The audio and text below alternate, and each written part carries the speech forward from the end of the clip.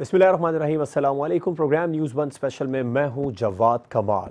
Corona virus की नई किस्म ओमिक्रॉन, अभी इसके सिर्फ नाम ही सामने आया है जिसने पूरी दुनिया में तहलका मचा दिया है। जनूबी अफ्रीका से ये वायरस सामने आया, वहाँ पर कुछ केसेस आए जिसके बाद में ये खबर पहुँची और कुछ केसेस यूरोप के कई ममालिक पे और अमेरिका में पहुँचे। अभी सिर्फ सिंगल डिजिट में ही कहा जा सकता है केसेस हैं, लेकिन इस वायरस के बारे में माहिरीन ये बता रहे हैं कि इसकी शिद्दत जो पहले वायरस था, जो मुख्तलिफ इसके वेरिएंट आए, उनसे कई गुना ज़्यादा है, जो बाइस से तशवीश है। और जिसके बाद बहुत सारे सवालात खड़े हो गए कि एक तो ये कि इसकी अलामात क्या होंगी, कि जो कोविड पिछले 2-2.5 साल से चल रहा है वही अलामात होंगी, इसकी अलामात मुख्तलिफ होंगी, और मरीज़ कितने दिन इस पर सर्वाइव कर सकता है, ये वायरस कितने दिन जिस्म में रह सकता है, इसकी शिद्दत क्या होगी, कितनी इसकी भी अक़साम सामने आ सकती हैं। और सबसे बड़ा और अहम सवाल वो ये कि वैक्सीन जो है इस वायरस पर असर करेगी या नहीं करेगी। दूसरी अहम बात यह है कि ये जो वायरस सामने आया, इसकी जो नई किस्म सामने आई है, इस वेरिएंट के लिए टेस्ट कौन से किए जाएं, क्या इसके सिम्टम्स हो सकते हैं।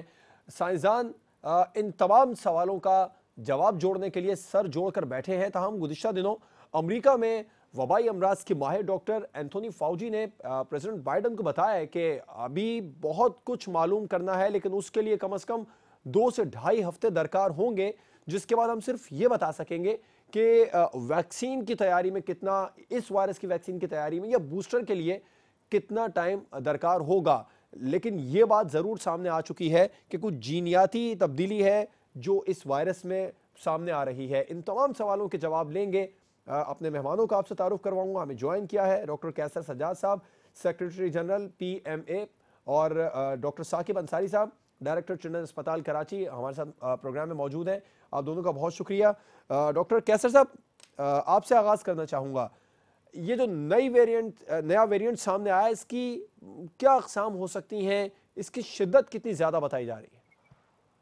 बिस्मिल्लाहिर्रहमानिर्रहीम, बहुत शुक्रिया आपका। देखिए, ये जो वेरिएंट है कोविड का, ये अभी बहुत कुछ इसके अंदर नहीं मालूम है, लेकिन जिन्होंने ये साउथ अफ्रीका में जिन डॉक्टर ने ये पेशेंट देखा है और जिसकी वजह से ये सारी दुनिया में फैली है बात, वो है डॉक्टर एंजेली कॉटजी, और वो साउथ अफ्रीकन मेडिकल एसोसिएशन की चेयरपर्सन हैं।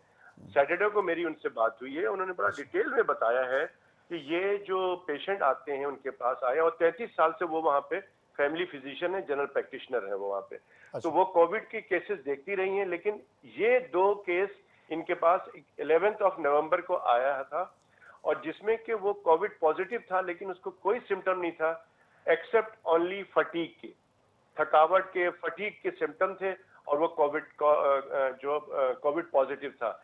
जो साइन था, जब उन्होंने एग्जामिन किया तो उसका पल्स जो था बहुत तेजी से चल रहा था, पल्स रेट उसका बड़ा हाई था, यानी कि दिल की धड़कन बहुत ज्यादा थी। तो उसके बाद उन्होंने 18 तारीख को 12 मरीज देखे, जिसमें एक 6 साल का बच्चा भी शामिल था, जिसको तकरीबन हल्का फुल्का बुखार भी था, और जो उसमें मेजोरिटी मर्दों की थी, और उन सब के साथ कोई ऐसी प्रॉब्लम नहीं थी, ना नजला, जुकाम, ना खांसी, ना बुखार, ना किसी की loss of smell, loss of taste, इस तरह की कोई चीज नहीं थी।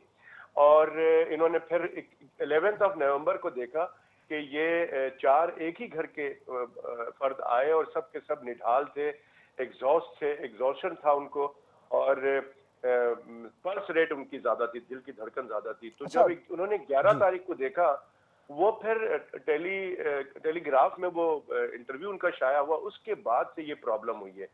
प्रॉब्लम इसके अंदर कोई खास है नहीं, लेकिन अगर आप देखें तो प्रॉब्लम एक बहुत बड़ी है, जिसकी वजह से तमाम ममालिक जो है वो घबराए हुए हैं।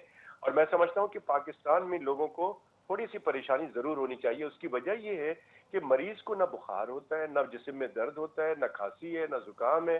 सिर्फ एक पल्स की तेज चलने से बहुत सारे हमारे लोग जो हैं वो समझ ही नहीं पाते हैं कि क्या होगा। तो सिर्फ आपके जरिए ये सिर्फ समझाना है कि इस बीमारी के अंदर अभी बहुत कुछ मालूम होना बाकी है। अभी हमें ये एक अच्छी बात ये कि इस वायरस का जो वेरिएंट है, इस वेरिएंट का मालूमात उसी PCR के जरिए होता है जो आम PCR से होता है। ये एक अच्छी बात है, इसके लिए कोई नई कोई नया टेस्ट करने की जरूरत नहीं है।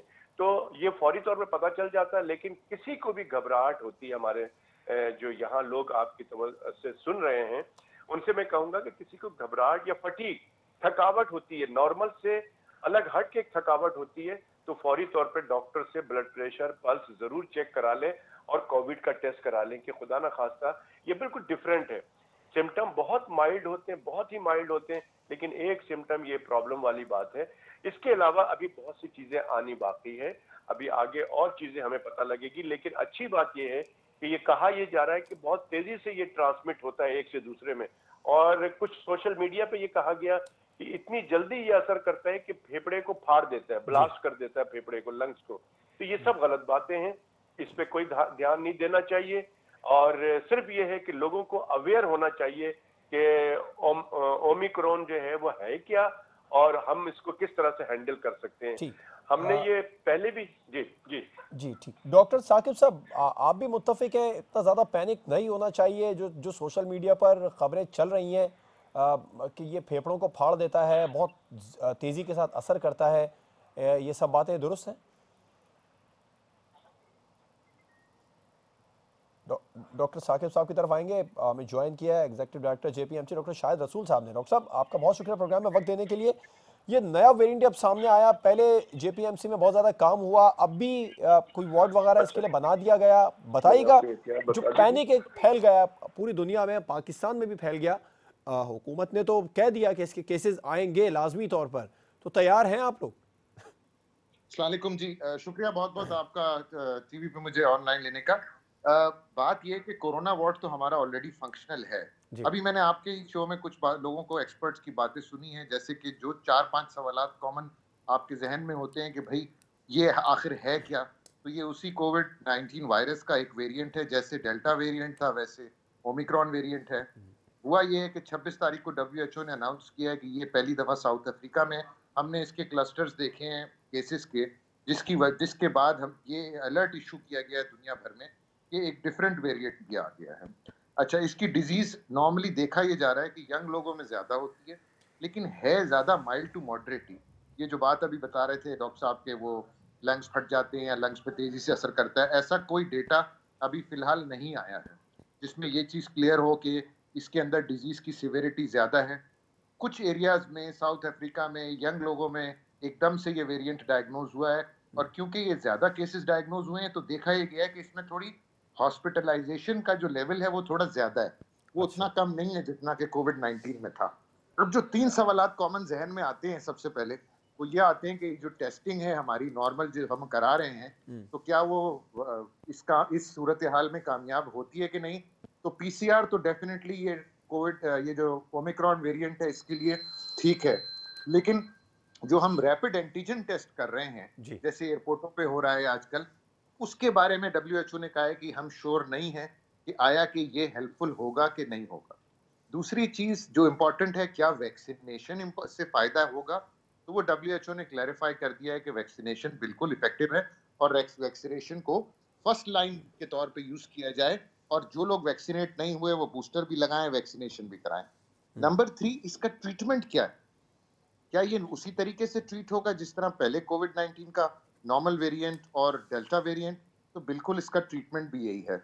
लेकिन बॉटम लाइन है कि हम क्या करें, हम किस तरह से अपने आप को प्रोटेक्ट करें। तो अगर आप देखें तो पिछले कुछ अरसे में, कुछ माह में, जब से कोरोना का इफेक्ट कम हुआ है, हमने थोड़ा सा अपने जो सेफ्टी मेजर्स हैं उनको कम कर दिया है। तो अगेन यही 5 बातें, सोशल डिस्टेंसिंग यानी 1 मीटर का डिस्टेंस, अच्छी तरह क्लोज फिटिंग मास्क, नंबर 3 एरी रूम्स में रहना, एरी जगहों पे रहना, क्लोज्ड कन्फाइंड स्पेसेस जिसमें एयर सर्कुलेशन है ना हो उसको अवॉइड करना, प्रॉपर टाइम पे वैक्सीनेट करना, और फीवर या इन्फेक्शन की सूरत में किसी भी फौरी टेस्ट करा के डायग्नोस करना, और प्लस छींकें या खांसें तो वो टिश्यू पेपर में या अपनी एल्बो में, ताकि वायरस फैले ना। तो ये 5 चीजें। जहां तक जेपीएमसी का ताल्लुक है, हमारा कोविड वार्ड तकरीबन 85 बेडेड है और हमने ये मुसलसल मेंटेन किया हुआ है। इसमें हर शिफ्ट में डॉक्टर्स होते हैं, लेकिन आज की करंट पोजीशन ये कि मेरे पास सिर्फ 5 पेशेंट हैं, और उसमें से भी 3 जो हैं वो नेगेटिव हैं, मतलब अभी सस्पेक्टेड हैं, सिर्फ 2 पॉजिटिव हैं। तो अगर देखा जाए तो रेशियो बहुत कम है इस वक्त। अल्लाह का शुक्र है कि कम से कम कराची में, मुझे बाकी शहरों के बारे में मैं नहीं कह सकता, क्योंकि सारे हॉस्पिटल्स का डेटा हम शेयर करते हैं एक डैशबोर्ड के ऊपर, तो कहीं भी 1 या 2 से ज़्यादा पेशेंट नहीं है। अल्लाह ना करे अगर ओमिक्रॉन का कोई स्ट्रेन पाकिस्तान में आता है, तो हम इसके लिए फुली अलर्ट हैं और बहुत ज़्यादा पैनिक होने की ज़रूरत नहीं है। आपको याद है जब डेल्टा वेरिएंट आया था, उस वक़्त भी लोग बहुत परेशान हुए थे, बट माशाल्लाह वो बहुत अच्छे तरीके से डील हो गया। इसी तरह इससे प्रिवेंट करने के लिए जो एहतियाती तदाबीर लेनी है, फ्लाइट्स को रोकना है एयरपोर्ट पे, क्योंकि मैंने आपको बताया जी। कि रैपिड एंटीजन टेस्ट इसके लिए बेकार है। तो क्योंकि डब्ल्यूएचओ रिकमेंड करती है पीसीआर कराएं, तो गवर्नमेंट को ये पॉलिसी शायद इंप्लीमेंट करनी पड़ेगी कि किसी तरह पीसीआर टेस्टिंग पैसेंजर्स की हो जाए, ताकि उनमें से कुछ लोग मिस ना हो जाए। राइट। डॉक्टर कैसर साहब, ये बताइएगा, हुकूमत की जानिब से ये कह दिया गया कि इसको पाकिस्तान आने से रोक नहीं सकते। सरबरा एनसीओसी असद उमर ने कहा कि इसने पूरी दुनिया में इस वेरिएंट का फैलना ही है, तो पाकिस्तान में भी इसके केसेस आएंगे यकीनी तौर पर। ऐसी सूरत हाल में मेडिकल एसोसिएशंस का क्या किरदार बनता है? देखिए, medical association as a secretary general Pakistan medical association, हमारा तो अवेयरनेस देना है, हुकूमत को गाइडलाइन देनी है। और मैं आपको बताता चलूं कि 22 जनवरी 2020 में हमने हुकूमत को एक खत लिखा, एक प्रेस रिलीज के जरिए बताया कि वुहान का शहर है चाइना में, वहां पर 6 लोग एक बीमारी में इंतकाल कर गए हैं और उसमें 300 लोग उसमें बीमार हैं। उस बीमारी का नाम है कोरोना वायरस। तो ये अपने यहाँ हमने तैयारी करनी है, उसको प्रिवेंट करना है, क्योंकि हमारे यहाँ से लोग चाइना जाते हैं फ्रीक्वेंटली, स्टूडेंट्स भी जाते हैं, बिजनेसमैन जाते हैं, हमारे टूरिस्ट लोग जाते हैं वहां पे, तो ये बीमारी आ सकती है। हमने 22 जनवरी को ये बताया था। पाकिस्तान में पहला केस 26 फरवरी को आया था। तो हमारा ये काम है और अभी भी हम ये बात कर रहे हैं एसोसिएशन की थ्रू कि देखें, जैसे अभी शाहिद रसूल ने जो बात की है, हम ये डे वन से आवाम के लिए और हुकूमत के लिए हम गाइडलाइन जारी कर रहे हैं कि अवाम की क्या जिम्मेदारी है और हुकूमत की क्या जिम्मेदारी है। इस वक्त अगर हम पर्टिकुलरली बात अगर करते हैं ओमिक्रॉन की, तो देखें, हुकूमत को चाहिए कि मैं बार बार कह रहा हूं कि हमें एंट्री पॉइंट्स को स्क्रीन आउट करना है, यानी कि जितने भी लोग बाहर से आ रहे हैं हमारे मुल्क में, उनको प्रॉपर स्क्रीनिंग करना बहुत जरूरी है। वरना ये जिस तरह हमारे पास ताफ्तान वाले बॉर्डर से लोग अंदर दाखिल हुए और उसके बाद आपने देखा कि आज तक कोरोना का मसला चल रहा है। तो हमें अभी से अगर प्रिवेंट करेंगे, जहां एयरपोर्ट से जो लोग आ रहे हैं, जितने हमारे बॉर्डर्स हैं, उस पर आप स्क्रीनिंग करें, लोगों को देखें कि कोई ऐसी पॉजिटिव चीजें तो नजर नहीं आ रही हैं, उसके बाद आप लोगों को जाने की इजाजत दें। मैं समझता हूं कि ये हमने बहुत पहले से कह रहे हैं और अभी भी कह रहे हैं। और इसके अंदर सबसे ज्यादा जो इम्पोर्टेंट बात है हम अवाम की है। अभी शाहिद साहब ने बिल्कुल सही कहा है, शाहिद रसूल ने, कि जो मीडिया पे जब से ये चलना शुरू हुआ है कि जी 0.6%, 1% पॉजिटिविटी रेट है और नंबर ऑफ केसेस अल्हम्दुलिल्लाह कम हो गए हैं, नंबर ऑफ डेथ भी बहुत कम है, तो लोगों ने ये समझ लिया है कि पाकिस्तान से कोरोना का खात्मा हो चुका है और हुकूमत ने बड़ा रिलैक्स कर दिया है लोगों को।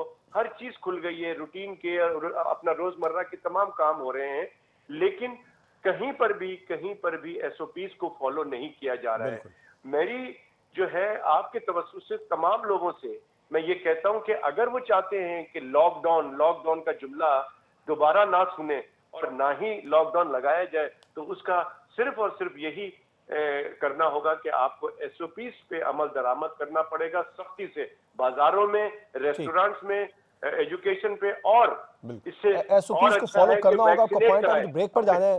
डॉक्टर साहब अलाउ कीजिएगा प्लीज। ब्रेक के बाद शायद रसूल साहब के लिए सवाल है कि हुकूमत ने कह दिया कि ये वेरिएंट पाकिस्तान में आएगा ही, तैयारी जैसे डॉक्टर शायद रसूल साहब ने बताया कि पेशेंट बहुत तेजी से आते हैं, ये फैलता बहुत तेजी से है, तो क्या अस्पतालों पर दबाव पड़ सकता है? और एक सवाल छोड़ते हैं, ब्रेक के बाद उसका जवाब लेंगे। वैक्सीन में भी कोई तब्दीली की जा सकती है? कुछ तब्दीली होगी वैक्सीन में? एक ब्रेक के बाद इस पर बात होगी।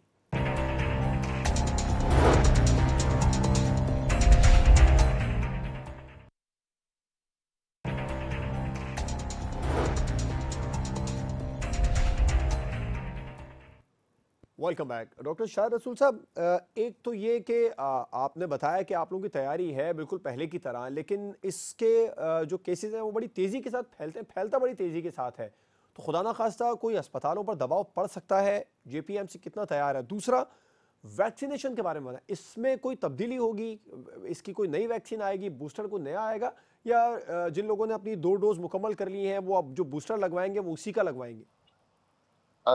ये आपके सवालात दोनों बहुत वैलिड और बहुत अच्छे सवालात हैं। देखिए, एक तो कोरोना की सिचुएशन में जो फैसिलिटीज डेवलप हो गई, जैसे कि इन्फेक्शियस डिजीज हॉस्पिटल बन गया, जैसे कि हमने अपना पूरा एक ब्लॉक जो है वो इनफैक्ट कोरोना के लिए आइसोलेशन यूनिट बना दिया उसके अंदर। इस तरह हमारे पास कराची में इनफ फैसिलिटीज हैं जो तकरीबन तकरीबन आप अभी समझेंगे खाली पड़ी हैं। जी। और हमारा ये ख्याल था अगर ये ओमिक्रॉन वेरिएंट ना आता तो हम परमिशन लेके सारे हॉस्पिटल्स के दोबारा नॉर्मल फंक्शनिंग पे चले जाते और इन बिल्डिंग्स को दोबारा यूज करते। लेकिन अब क्योंकि ये वेरिएंट आ गया है और जैसे आपने कहा और जैसे हुकूमत का एनसीओसी का मौकिफ था कि ये डेफिनेटली पाकिस्तान पहुंचेगा तो जरूर, मतलब कुछ यूरोप में ना आ कुछ गया, केसेस, अमेरिका में आ गया, पूरी दुनिया में तो फैलना आप ही इसको है। रोक नहीं सकते। जी जी। जब तक फ्लाइट्स चल रही हैं, जब तक लोग आ जा रहे हैं, आप इसको रोक नहीं सकते। और मैंने अभी आपको बताया कि रैपिड एंटीजन के लिए डब्ल्यूएचओ अभी बहुत क्वेश्चनेबल है कि वो पिक कर सकता है कि नहीं कर सकता। अब सारी फैसिलिटीज के अंदर पीसीआर अवेलेबल करना और रैपिड पीसीआर, ये एक बहुत मुश्किल काम होगा। सो ये आएगा तो सही। जो आपका सवाल है, हाँ ये तेजी से फैलता है, तो डब्ल्यूएचओ की जो न्यूज फ्लैश आया है अभी 26 तारीख को, उसमें उन्होंने कहा कि जिन एरियाज में ये देखा गया है वहां जरूर हॉस्पिटलाइजेशन का रेट बढ़ गया है। और हॉस्पिटलाइजेशन का रेट बढ़ने का मतलब ये है कि अगर ये हमारे मुल्क में आया तो हमें भी ज्यादा पेशेंट्स हैंडल करने पड़ेंगे। तो मेरा पर्सनली ये ख्याल है कि बिल्कुल डेफिनेटली हम गियर्ड अप हैं, हम तैयार हैं। अगर खुदा ना खास्ता ये सिचुएशन आती है तो हमारे पास सारी फैसिलिटीज अप एंड रनिंग है और हम इनको एक्सपेंड भी कर सकते हैं। मतलब जैसे अभी अगर जेपीएमसी के बारे में पूछें तो हमने एक बिल्डिंग पूरी आइसोलेट की हुई थी, लेकिन जब हमारे पास केसेस बढ़े तो हमने अपना चेस्ट मेडिसिन वार्ड जो है उसको भी कोरोना यूनिट में तब्दील कर दिया। और बाकी भी ऐसी बिल्डिंग हमारे पास हैं जिसको हम अर्जेंट बेसिस पे कन्वर्ट कर सकते हैं। वैक्सीनेशन का सवाल जो आपने जी। पूछा, तो अभी तो करंट गाइडलाइन यही है कि जो करंट वैक्सीनेशन है that is more than enough. But आज सुबह ही के न्यूज़पेपर में मैंने पढ़ा है कि रशिया में एक इस पर्टिकुलर वेरिएंट के लिए अलग वैक्सीन डिजाइन करना शुरू कर दी गई है। अच्छा। So maybe in the coming few days we might realize कि ये जो करंट वैक्सीन हम यूज कर रहे हैं 6 या 7, इसके अलावा एक एडिशनल वैक्सीन भी बनानी पड़े जो कि इस ओमिक्रॉन वेरिएंट को कंट्रोल करे। तो ये अभी ये क्वेश्चन स्टिल अंडर प्रोसेस है, रिसर्चर्स इस पे काम कर रहे हैं। बट अभी के लिए, आज के लिए तो जो वैक्सीन नहीं कराई, क्योंकि अभी भी अगर आप मेरे यूनिट का आप डेटा लें तो पता ये चलता है कि अगर 5 मरीज दाखिल हुए हैं तो उसमें से 4 जो हैं वो नॉन वैक्सीनेटेड। ठीक। So at the end of the day, vaccination helps. Yes, they might come up with a new vaccine for this particular variant. अगर ये बहुत तेजी से फैलता है तो फिर उसको लगवाना पड़ेगा। आप फ्लू वायरस की मिसाल ले लेना, जी हर साल उसकी नई वैक्सीन आती है, जी। हर साल नई वैक्सीन आती है, हर साल उसमें म्यूटेशन होता है, हर साल उसके लिए नई। तो कुछ पता नहीं कि आने वाले सालों में शायद फ्लू की तरह हम कोविड के लिए भी हर साल एक वैक्सीन लगाएं। ठीक। सो ये हो सकता है, बट अभी बिल्कुल क्लियर नहीं है। बेसिक बॉटम लाइन यही है कि लोग अभी पैनिक ना करें और खुदारा अपने जो पुराने एसओपीज थे उनको दोबारा फॉलो करें, ठीक। क्योंकि डेफिनेटली ये वेरिएंट ज्यादा लीथल है, ज्यादा खतरनाक ये वेरिएंट ज्यादा खतरनाक है। अच्छा डॉक्टर कैसर खतरनाक है सज्जाद साहब। क्योंकि इसका स्प्रेड बहुत फास्ट है। ठीक। डॉक्टर कैसर सज्जाद साहब, आपने आपसे कुछ देर पहले बताया कि इसके जो जो अलामात हैं इसकी, वो पिछले वेरिएंट जितने भी आए थे उनसे बिल्कुल मुख्तलिफ हैं। तो जो लोग वैक्सीन की डोज मुकम्मल करवा चुके हैं उनके लिए क्या कोई नई डोज आएगी या वो उसी का बूस्टर लगवाएंगे? देखिए अभी ये बड़ा मुश्किल काम है, इस पे काम चल रहा है और मैं समझता हूँ कि इस पे जो है ये जो वैक्सीन अभी लग रही है लोगों को, आई थिंक कि ये कोविड की ही वैक्सीन सारे वेरिएंट्स को अब तक मेरे ख्याल में काम कर रहा है। जो कि डेल्टा वेरिएंट्स जो आया था उसमें भी बात इसी तरह से हो रही थी कि शायद इस डेल्टा वेरिएंट के लिए अलग से कोई जिस तरह से अभी शाहिद ने कहा कि रशिया का न्यूज पड़ी है, बिल्कुल इस तरह की न्यूज है। तो अभी लोग काम करेंगे लेकिन स्टिल नॉट कंफर्म। मैं समझता हूं कि यहाँ पर इस वक्त जो सूरत हाल है वो ये है कि जो हमारे मुल्क में साइनोफार्म सानोवैक जो लगाई गई है, अब जिन लोगों को तकरीबन 6 महीने हो गए हैं, तो मैं समझता हूँ कि गवर्नमेंट ने जो स्टेप्स, इन गवर्नमेंट ने खासकर जो स्टेप्स लिए हैं कि तमाम लोगों को वो 2-3 दिन बाद फ्री में फाइजर जो बूस्टर डोज है वो लगा रहे हैं। तो इस ऑफर के एडवांटेज से फायदा उठाना चाहिए पब्लिक को। अगर आप अपनी इम्यूनिटी को मजीद बूस्टअप कर लेते हैं, एक बूस्टर डोज लगा लेते हैं, जो कि गवर्नमेंट ऑफ पाकिस्तान ने भी कहा है और सिंध गवर्नमेंट भी कह रही है और WHO भी कह रही है कि बूस्टर डोज लगाना है। अब इसमें बहुत सारी बातें हैं। मैं चूंकि इंटरनेशनली जो हमारी एसोसिएशन है, वर्ल्ड मेडिकल एसोसिएशन, उनके जूम मीटिंग में हर हफ्ते बैठता हूं। हमारी एशिया ओशियाने की एक नेशनल मेडिकल एसोसिएशन की एक मीटिंग होती है, confederation of medical association of Asia Oceania, जिसको सीमाओ कहा जाता है। तो हमें बहुत से लोगों की बातें, तमाम मुल्कों की हमें पता चल रही होती हैं।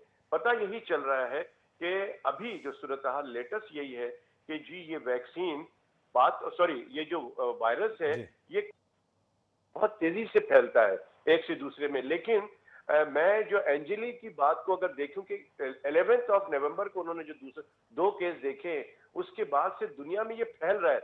लेकिन डेल्टा से अगर कंपेयर करें हम, तो डेल्टा वायरस तो जब की बात हुई थी तो बहुत तेजी से पंजाब में भी जब आया तो पंजाब में भी बहुत तेजी से फैलना शुरू हो गया था। और यास्मीन राशिद जो हेल्थ मिनिस्टर साहिबा है वहां पे पंजाब की, उन्होंने बताया कि पंजाब में बहुत तेजी से फैल रहा है और हमारे जो PMA की जो ब्रांचेस है वो लोग भी बहुत परेशान हुए थे। लेकिन अल्हम्दुलिल्लाह, अल्लाह का शुक्र है, मुझे लगता है कि ये बहुत तेजी से नहीं फैलेगा और इंशाअल्लाह ताला ये कंट्रोल में आ जाएगा, इसमें ऐसी चीज नहीं होगी। लेकिन हैविंग सेड दैट, इसकी तैयारी, इसकी रोकथाम के लिए हमें काम करना चाहिए। ये कह के हम खामोशी से नहीं बैठे कि हमें जितने लोगों ने वैक्सीन लगा ली है, जिनके 6 महीने हो गए हैं, उनको बूस्टर डोज फौरी तौर पे लगवा लेना चाहिए। खासकर मैं बात करूंगा हमारे हेल्थ वर्कर्स को, जो कि हमारे जो डॉक्टर्स हैं, जो कि क्लिनिक कर रहे हैं, जो हॉस्पिटल्स में होते हैं। और अब तक, चूंकि मैं ये बात इसलिए कर रहा हूं कि अब तक 229 लोग, 229 डॉक्टर्स हमारे मुल्क में इंतकाल कर चुके हैं कोविड में मुब्तला होके, और 31 पैरामेडिकल स्टाफ, 31 पैरामेडिकल स्टाफ जो है वो इंतकाल कर चुका है। तो ये बहुत बड़ी फिगर है। और दूसरे मुल्कों में हांगकांग के सिंगापुर की मेरी बात हो रही थी वहां पे डॉक्टरों से, उन्होंने कहा है कि not a single doctor is expired. Corona से कोई एक डॉक्टर की हलाकत नहीं हुई है। अच्छा। बांग्लादेश में हुई है, इंडिया में हुई है, और जगहों पे, अमेरिका में, इंग्लैंड में हुई है, लेकिन सिंगापुर में नहीं हुई। तो हमारे यहाँ इसका रेट बहुत ज्यादा है। मैं समझता हूँ कि बहुत सारे डॉक्टरों से मेरी बात हुई है, वो बूस्टर डोज लगाने पर रिलेक्टेंट है। मेरी आपके प्रोग्राम के तवज्जुह से तमाम मैं हेल्थ वर्कर्स को रिक्वेस्ट करता हूं कि बूस्टर डोज जरूर लगवाएं, जिनको कि 6 महीने हो गए दो डोज लगाए हुए।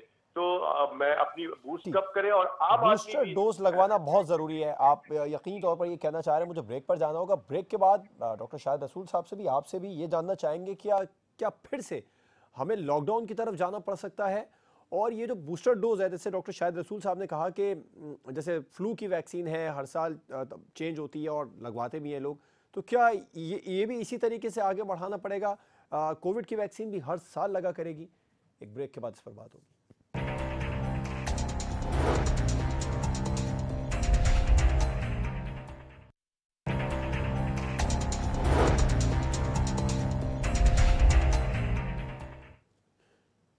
Welcome back. डॉक्टर शाहिद रसूल साहब, एक तो ये बताएगा कि कहीं दोबारा से लॉकडाउन की तरफ तो नहीं जाना पड़ सकता, उस तरह की सिचुएशन तो नहीं आएगी दोबारा? और जिस तरह आपने बताया कि फ्लू की हर साल वैक्सीन तब्दील भी होती है और फिर लोग लगवाते भी हैं, तो क्या कोविड को भी इसी तरीके से आगे बढ़ाना होगा, इसकी वैक्सीनेशन के अमल को? तो आपका ये सवाल कि क्या लॉकडाउन वाली सूरत हाल होगी कि नहीं होगी, तो मैं शायद पहले भी क्लैरिफाई कर चुका हूं कि जो WHO गाइडलाइन है वो ये कहती है कि वैक्सीनेशन इसको ओमिक्रॉन वेरिएंट को कंट्रोल करने में बड़ी हेल्पफुल है। और आपने देखा होगा पिछले दिनों कुछ बयानात ऐसे आए हैं कि तकरीबन 4 से 5 करोड़ पाकिस्तानियों को वैक्सीन लग चुकी है। तो आप समझें कि तकरीबन 25% पॉपुलेशन तो वैक्सीन लगवा चुकी है। आई डू एग्री कि बूस्टर डोजेस लोगों ने कम लगवाए, और अभी भी लोग आके हमसे ये सवालात पूछते हैं। आज की सिंध गवर्नमेंट की गाइडलाइन ये है कि जो पेमेंट ली जाती थी बूस्टर डोजेस के लिए वो भी खत्म कर दी गई है, और हमारे पास 9 लाख डोजेस तो फाइजर के पड़े हुए हैं। तो बिल्कुल डेफिनेटली वैक्सीनेशन हुई हुई है। तो मेरे ख्याल से, और अल्लाह ना करे ऐसी सूरत हाल लॉकडाउन की बिल्कुल मुझे नहीं नजर आती, बिकॉज लोग अवेयर हैं, और कुछ ना कुछ अगर हम थोड़ा बहुत लोगों को आप अवेयर जैसे कर रहे हैं, दोबारा से SOPs फॉलो करना शुरू कर दें, तो लॉकडाउन वाली सूरत हाल तो नहीं नजर आती। जहां तक रह गया वैक्सीन को सालाना लगवाने वाला, अब आप देख लें कि जो 2 डोजेस शुरू में लगी थी, उसके बाद अब हम सबको बूस्टर रिकमेंड किया जा रहा है। तो ये बूस्टर अभी तो हमने 6 महीने पे लगवाया है। मे बी आने वाले सालों में सालाना भी बूस्टर लगवाना पड़ सकता है, बिकॉज़ ये बीमारी अभी अपनी अल्टीमेट रास्ते तक या अपने एंड तक पहुँचते-पहुँचते थोड़ा टाइम लेगी और आगे चल के और वेरिएशंस भी हो सकती हैं। तो हाँ, इस बात के बहुत ज़्यादा इम्कानात हैं कि एक एनुअल आपकी वैक्सीनेशन में फ्लू की तरह शायद कोविड-19 के लिए भी एक वैक्सीनेशन शुरू हो जाए। और ये जो वैक्सीन है ये हर साल तब्दील भी हुआ करेगी, जिस तरह फ्लू की वैक्सीन तब्दील होती है? जैसे कि हर साल अब देखें फ्लू की वैक्सीन पिछले कम से कम 20-25 साल से आ रही है। उसमें ये ज़रूर है कि गाइडलाइन है कि सब लोगों को नहीं लगवानी होती, हेल्थ केयर वर्कर्स को, ओल्ड एज लोगों को। तो इस तरह की कोई गाइडलाइन इस पे भी आ सकती है कि हेल्थ केयर वर्कर्स या people above the age of 60 और 65 उनको रेगुलरली हर साल लगे ये वैक्सीन और हर साल वैक्सीन में वो तब्दीलियाँ की जाएँ ताकि वो आने वाले नए स्ट्रेन्स को भी कंट्रोल कर सकें। जी। डॉक्टर कैसर सज्जाद साहब, आप भी मुत्तफिक हैं कि लॉकडाउन की सिचुएशन नहीं हो सकती, उस तरफ नहीं जाना पड़ेगा और जो तब्दीलियां वैक्सीन में की जाएंगी वो होगी उसी तरह जिस तरह फ्लू की वैक्सीन में, दीगर वैक्सीन में होती हैं? देखिए, मैं थोड़ा सा इसमें ये कहूँगा कि मेरी दुआ है कि अल्लाह करे कि ये लॉकडाउन की नौबत हमारे मुल्क में ना आए या किसी भी सूबे में ना आए। लेकिन जो सूरत हाल मैं देख रहा हूँ और मैं इसलिए भी समझता हूँ कि लोगों ने काफ़ी वैक्सीनेट हुए हैं, लेकिन इसके बावजूद मैं ये समझता हूँ कि लॉकडाउन लगने के चांसेस हैं दिसंबर के एंड तक। मैं समझता हूँ उसकी वजह ये है, मैं वजह भी बता देता हूँ कि हमारे यहाँ बहुत से लोगों ने पहली डोज लगाई है और दूसरी डोज लगाए हुए उनको 4-5 महीने हो गए, वो नहीं लगा रहे हैं। जी। इसी तरह से जो रवैया भी आप बाजारों में, मार्केटों में, सब जगह पे, शादी ब्याह में, सब जगह पे जाके देखें, वो रवैया ये है कि पाकिस्तान से कोरोना का एब्सोल्युटली खात्मा हो गया है। लोग गले भी मिल रहे हैं, हाथ भी मिला रहे हैं। मास्क तो अगर आप मास्क लगा के किसी पब्लिक प्लेसेस शादी पर ब्याह रश में भी चले जाते पहले की तरह बढ़ गया, तो लोग जो है आपको अजूबा समझते हैं और मुझे कहते हैं लोग, अरे यार डॉक्टर साहब मास्क हटा दे, अब तो खत्म हो गया कोरोना, मास्क क्यों लगा रहे? तो जहां पर ये रवैया रहेगा वहां पर अल्लाह ना करे, मुझे लगता ये है कि कोविड, हाँ एक पॉजिटिव हमारे पास वो चीज है कि वैक्सीनेट काफी लोग हो चुके हैं। और लेकिन एक चीज जरूर है कि जिन लोगों ने वैक्सीन लगा लिया है वो ये ना समझें कि कोरोना उनको अटैक नहीं करेगा। जो लोग वैक्सीन लगा चुके हैं इन्फेक्टेड जरूर हो सकते हैं वो कोरोना से, लेकिन उसमें शिद्दत नहीं आएगी। और खासकर जिन लोग बूस्टर लगा रहे हैं, ये मैं समझता हूं कि ये जो नया वेरिएंट है ओमिक्रॉन, वो भी सेव करेगा, जो कि सूरत हाल मुझे नजर आ रही है और जो कि WHO की बातों से भी, और मेरे जो दोस्त हैं जो दूसरे ममालिक में जो अपनी बातें कर रहे हैं, उन सब का जो हम समझ रहे हैं जो डिस्कशन के बाद, कि इंशाअल्लाह ताला ये जो ओमिक्रॉन है, आई थिंक इतनी ज्यादा प्रॉब्लम नहीं करेगा जितना कि डेल्टा वेरिएंट ने किया था। लेकिन अगर फिर भी करता है, हम तो इसके अलावा बात कर रहे हैं कि हमारे पास 5वीं वेव की लहर आ सकती है दिसंबर के एंड तक। अगर हमने अभी भी अपना कारोबार, अपना बाजार, अपनी रोजमर्रा की चीजें इसी तरह से जैसे आजकल माशाल्लाह चल रहा है चलाना चाहते हैं, तो हमारे पास चॉइस है कि आप SOPs पे सख्ती से अमल करें। और जिन लोगों ने अभी तक वैक्सीन नहीं लगाया है वो फौरी तौर से हुकूमत के इस इक़दाम से फायदा उठाएं, इस फैसिलिटीज से फायदा उठाएं और फौरी तौर पे अपने आप को, जो घर में जितने भी लोग हैं, चाहे वो मासी है, चाहे वो ड्राइवर है आपका, उन सबको वैक्सीनेट करें।